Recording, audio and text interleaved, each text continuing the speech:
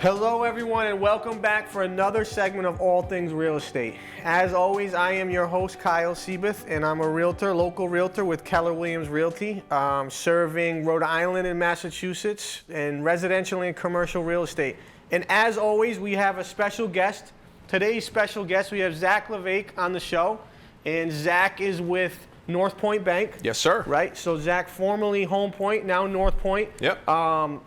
So real quick, let's just get into kind of where are you guys located, what do you guys do, and what do you do for them? I work hard, first of all. Good, nice. we like both that. do. Yeah. So Northpointe Bank in the Turk's Head building downtown.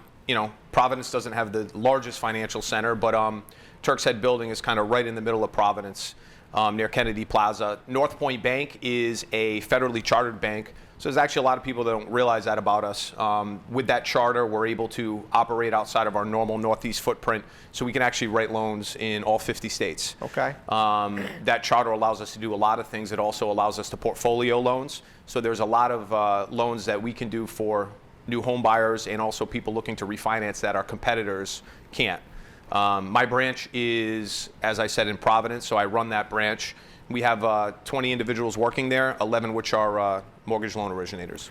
So to make this simple for the viewers, right? So basically what you do is you're the branch manager. Yep. Right? So underneath you have a bunch of mortgage originators, correct, right? Lenders, yep, right? So Northpointe is a bank, not a mortgage company. Well, so it's an interesting question, actually. So Northpointe the infrastructure is a bank, but it is a bank that operates as a mortgage company. So a lot of people also don't know this. Although we don't accept deposits in our Providence branch, and as you know, most of the deposits are online, wire transfers. We actually have, within the top 10 paying savings account, it's an open savings account that pays over 2% through Northpointe. You don't have to be a mortgage client to do it. But obviously, we try to attract mortgage clients with it and vice versa. So we do operate as a bank, and the bank does collect deposits and it does fund loan operations, but we do primarily act as a mortgage company. There's a lot of banks that are just more banks, or they get into car loans. We don't do any of that. Right. So our sole focus is residential lending. And one of the cool caveats about Northpointe is we actually give out warehouse lines to mortgage lenders. So a lot of the mortgage lenders that are in our competition, and we don't talk about it because it's it's just a part of the market. We give warehouse lines out to lenders with our money so that they can fund loans off that line and then sell them on the secondary market. So there's a lot of moving parts with Northpointe. So the reason I asked is because when you talk to buyers, right, and agents, I struggle with working with banks. Yep. Because bank lending is really difficult. Correct. So I wanted to make sure we differentiated that Northpointe, yep, right? You guys act as you're a quote unquote bank. Correct. But you lend just like a typical mortgage, basically like a mortgage company, because basically your criteria is similar to any other mortgage company in New England. Well, right? Yeah, and actually we actually have more products. So right. And to your point, I wouldn't say the word bank has a negative connotation when it comes to mortgage lending, but when people think of banks, they think of the large banks. And when you think of large banks, you think there's so many people and they've heard about inefficiencies with larger banks. That's absolutely not the case at Northpointe. So with Northpointe, because we're primarily a mortgage company that has a bank infrastructure, it's the opposite. These big banks are big banks that have a smaller residential lending infrastructure because they have to lend money. If you're going to take money in and pay interest out, you have to lend it out at a higher interest rate, obviously. So with Northpointe, I think one of the real important pieces of that, having that bank backing and also having all these channels of revenue, which is, we have warehouse lines that we make money off. We don't have to use a warehouse line to fund our loans. So there's pickup for us there, which means we can offer more competitive rates. Right now, with the mortgage market and the real estate market so volatile, being part of a company that has multiple channels of revenue puts us into a stronger position. And if I was a realtor, or if I was a homeowner or somebody buying a home, I would want to make sure that my business is with a company or a bank that has a firm footing and that's not going anywhere. Right. So our financials are very strong. And when you look at our competitors locally, and I won't name them, and we have great relationships as you do with all these competitors, right. There's not a competitor in Rhode Island that is positioned better for the residential lending because of our strong backing, number one. But number two, when you have that depository money and you have that financial backing, you can get into the portfolio lending. So one of the products that we have that all of our competitors, they can't hold these products, they have to sell them, and most of them can't even do this product, is a non-warrantable condo program. We lend on those in-house, and the rates are just a little higher than Fannie Mae rates, obviously because of the inherent risk with a non-warrantable. But we can lend on non-warrantable condos, which I know of maybe one or two competitors in our space that do, and the only other banks that do it are the local banks, the credit unions, because they make their own rules. Right. So we also released a great product, which was 100% financing. And although we do a lot of Rhode Island housing programs, it's I wouldn't say it's competition to that, but it's an in-house 100% financing. And you just need a 660 credit score, and you have to be buying a single-family home to qualify. And that's a great. We just closed one of those loans in 12 days. Right. Which so is that's great, and that's in-house. So Zach, to keep things simple for again the people that are watching and the people that are listening, right? So your organization, right? So you guys offer FHA loans, conventional loans, jumbo loans, right? Investor loans. So if I'm an investor and I want to put 25% down, can I come to Zach's branch and utilize your program? Yeah, so we run the gamut as far as products. So we have, to your point, VA loans, veteran loans. A lot of people don't know that they can even qualify for a veteran loan. They're 100% financing with no PMI, right? So we have numerous 100% financing loans. We have Fannie Mae loans, Freddie Mac, FHA, and generally FHA allows you to put less money down and allows for a higher debt-to-income ratio threshold. We have investment loans, like you said, for investor. And actually, a lot of people don't realize this. Fannie Mae does require 25% down for a investment property.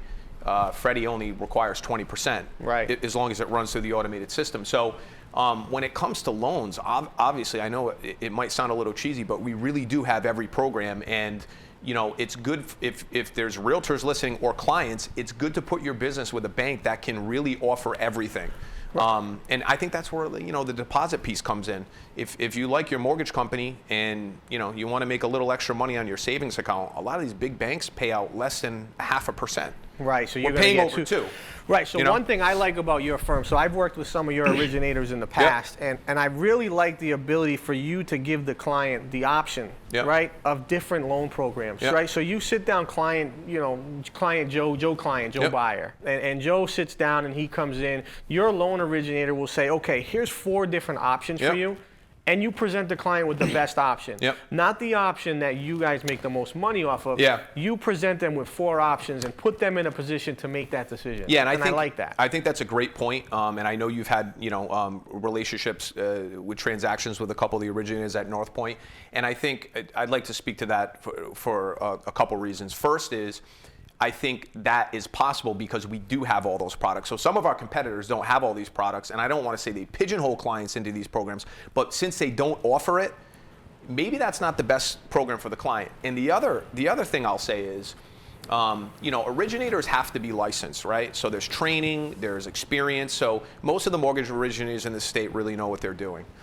But one of the things that I really have instilled in the team, and they really operate like that every day, is take your time with a client and first make sure that they're comfortable with the program. Don't rush the client through the process. I mean, there's some times that our originators pull credit, and maybe the person does qualify now, but if they had another 30 to 40 credit score points, they might get a much better mortgage interest rate, or they might qualify for a different program which allows for a lower monthly payment. Our guys will wait. Right. A lot of people talk to clients and they're all about, I need it now. And they push clients into the transaction earlier. Right. And let's just talk about that for a minute. So that's a great point. No one has, and I've had a bunch of lenders on, and no one's actually brought that up. So if I'm a buyer and my credit score is 620, and then I have another buyer and his credit score is 680, and there's another buyer at 730, does the 730 buyer automatically get a better interest rate because their credit score is higher? Is that how the numbers work? Pretty much. So not with FHA necessarily. FHA doesn't grade interest rates or move interest rates really based upon credit score. It's a little more of a specific margin for FHA and interest rate margin. For Fannie Mae, Freddie Mac, the non-FHA so explain and VA. what that is to people. So Fannie Mae, that's conventional, right? Yep. So right. Fannie Mae and Freddie Mac, they're basically, they hold most of the mortgage notes in the country, Fannie and Freddie. They actually were taken over by the government, and they're being reprivatized right now because of all the the things that happened in the financial crisis in 2008. But Fannie holds most of these products. What a Fannie Mae and Freddie Mac loan is, it's generally the better, the higher credit score, lower loan to value loans. Now, Fannie Mae does do a 3% down mortgage. A lot of people don't know that. It's 97% loan to value.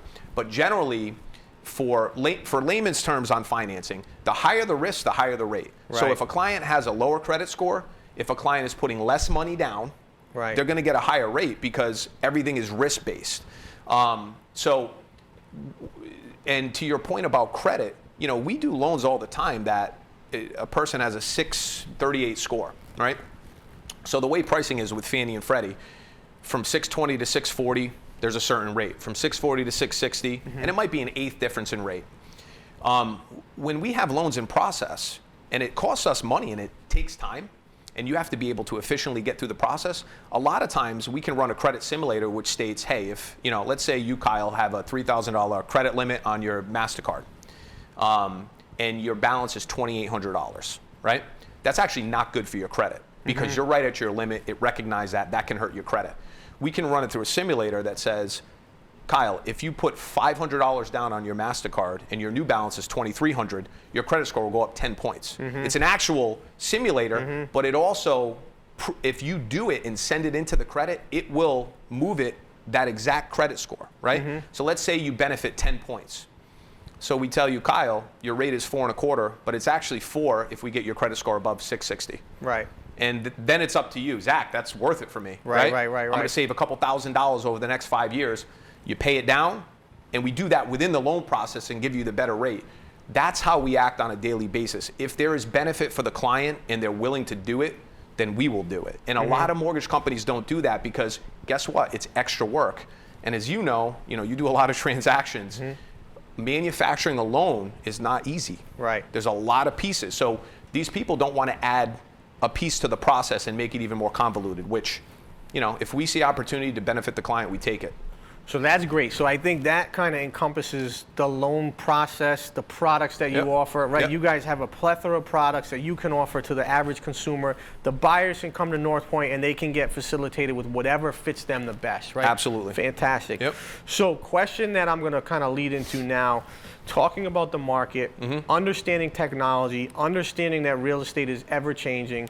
What are your feelings? There's a lot of major disruptors out there in technology, right? So you have the Zillows, the, iBuyhouses, like all these different, Realtor.com, all these different technological advances that are really pushing real estate into a different direction. What is the biggest threat on the mortgage side that you guys face, and how do you kind of combat that? I think it's the same. I laugh because when, realtors are our partners, and although we do very different things in the transaction, you realtor, me mortgage guy, it feels like we're running the same race, right? Right. And I think inherently, whatever probably affects you affects me and vice versa.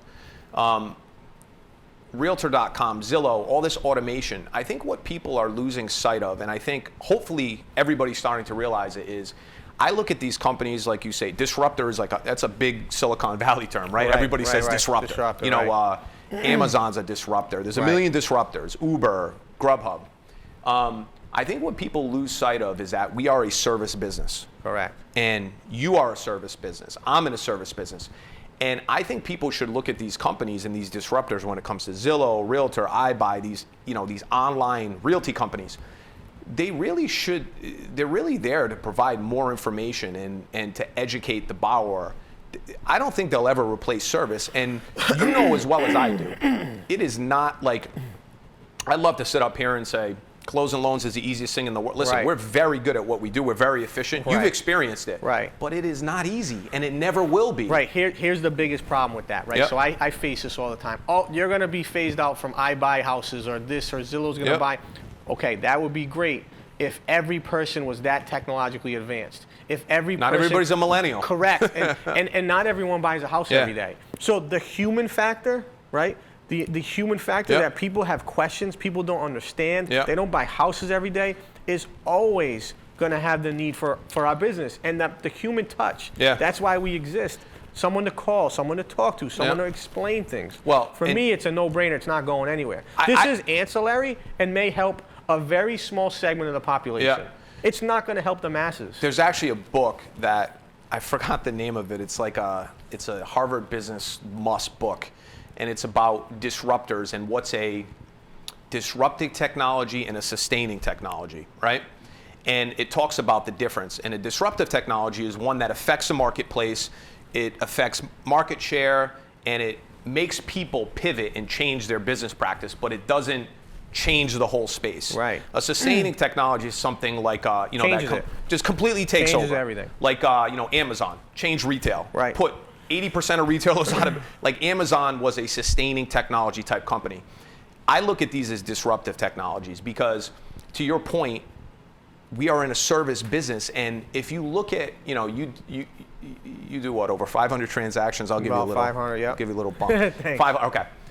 So, Northpointe, we get through, we get through 700 to 800 transactions a year out of my branch, okay? Probably a little more than that. You look at your average transaction, right? How many emails, texts, conversations, do you have? How many? On an average. And it's not bad, it's actually good. I would say how many emails and texts and conversations? If I even guessed, I would say it's a 45-day transaction. I mean, I probably get, on average, 2 a day. Just on one transaction. One transaction. So that's how many phone calls do you make with either the client, realtor, or attorney? Oh, now you're at another 3 a day. So let's just say how many touches? 5 touches a day. So let's take a text, call, and email is considered a touch. So how many touches per transaction? Probably 5 times 60, a lot. I mean, that's a big number. Over 100? 300. All right, so 200 to 300 touches per transaction. Yeah, have one person in the How can deal. Anything automated ever take that over? You can't do it. You'd have people jumping, I won't finish the sentence. You would have people losing deposits. You can't do it. Losing commitment dates, backing out of transactions. It's impossible. But that's what, and to me, it's as simple as that. Like, how can an app or a Zillow or Realtor, how could they ever do what you do? Here's where it works. And that's just you. Never mind us on the. Right. Never mind all the touches the we have. And underwriters, appraiser, processors, appraisers, thousands. Here's where it works. And here's where I think that automation and that iBuy stuff does work. There's absolute utility there. Foreclosures. Yeah. Right. Auctions. Astute buyers, astute sellers, where I'm going to sell you a as is, where is transaction. Here are the guidelines, nothing else to it. You send the escrow, it's done, we move on, we close. That works. Right? But even that, there's a company called Hubzu that does that now, based out of India. Even that gets messed up because they're using folks in India to communicate here in the U.S. And they don't know the laws with every state. So they just make rules up as we go. So a very astute buyer hires an attorney and they combat everything that the Hubzu company tries to bring forward. So I would agree with that. I want to move on to another question. I would agree with your synopsis, 100% agree. I think there's room for them, but they're not going to take that much market share to put you and I out of business. I think there's value added to guys like us. I think it's good that they're, I think it helps us, but you got to, and I know you want to move on to something else. In closing on this, Zillow is now a publicly traded company. They have pressure to figure out different revenue streams. So everybody thinks, Zillow's introducing this. They're a genius. They're just trying to figure out how to make more money. They have to. They have shareholders, right? Exactly. And they're actually, they're trying new things and they're not doing well with them. They're not working. Zillow has tried a number of new things. And most of those things didn't work, and they cycled out of them. But as a publicly traded company, there's pressure. If you don't try, you're stagnant. If you're stagnant, and I don't think they're making a lot of money either. They're not. Their net profit is very minimal. But my next question for you, every person I bring on here, I have to ask the same question. What is your outlook for 2020? What's your outlook for interest rates? What's your outlook for the market? What's your outlook for prices? Yeah, so take those one at a time. So first of all, I've read a lot of reports that say 2020 there'll be 4 to 6% more transactions. Right, this is on a national basis, so it's very hard to pigeonhole Rhode Island. I think that, I don't know. Most of it really depends on interest rates. And if interest rates do stay low, and that all has to do with, I'm not going to get political, but Trump has put a lot of pressure on the Federal Reserve. Correct. So you can say anything you want correct. about politicians, but if he hadn't have done that, if he did not do that, interest rates would be higher and we would be in a different position here. And when you look at 4 to 6% growth, I think it would be 4 to 6% decline Agreed. if he didn't put pressure on the Fed. There's more pressure. There's also a lot of communication that and reports that he's going to put even more pressure, and he wants to get interest rates to zero. Now that's not 30. It's not 30-year and 15-year, but that's the rate that the banks borrow. So that's a overnight rate. So if the overnight rate goes to 0%, you'd see the 10-year go down, and then 30-year interest rates would probably go down back to maybe the mid threes. Is that going to happen? I don't know. If that does happen, we're going to have a couple really good years of real estate. You would know more on the value side than me, but values, the houses to me 400 and below are at their absolute peak. We've plateaued. We've absolutely plateaued. There's no more space. It doesn't. Affordability's not there anymore. You can't go. The higher. affordability is in there. The multifamily, that's still getting driven by, and that's the price indicators on multis are really driven by what you can get in rent. Because the people that are buying these need the rent. They don't. Not that they don't care about what their mortgage payment is, but if rents are high, you're still going to see prices escalate on multis. Over 400,000 in Rhode Island, I think it's an underpriced market. I see some houses listed between 500 to 700, and they're absolutely worth it, and they're not moving. And that's also economy driven. Maybe people are scared to make the seasonality too. Yeah. What's your feedback on that? The higher end market. Yeah, I think the higher end is a tough market because we need that starter home buyer or that second tier buyer to move up. We need that move up to happen, and it hasn't happened yet. Yeah. It happened a little bit a year or two ago. Yeah. But this year was a little slow with that. Yeah, I also think because the stock market's at all-time highs, obviously. I think people are weary of maybe a recession, maybe a pullback. Right. And, the crazy thing about recession, you and I are around the same age, a recession will happen. 100%. The market is cyclical. Right. People don't, there's no question a recession will happen. Is it going to happen in the next 3 years?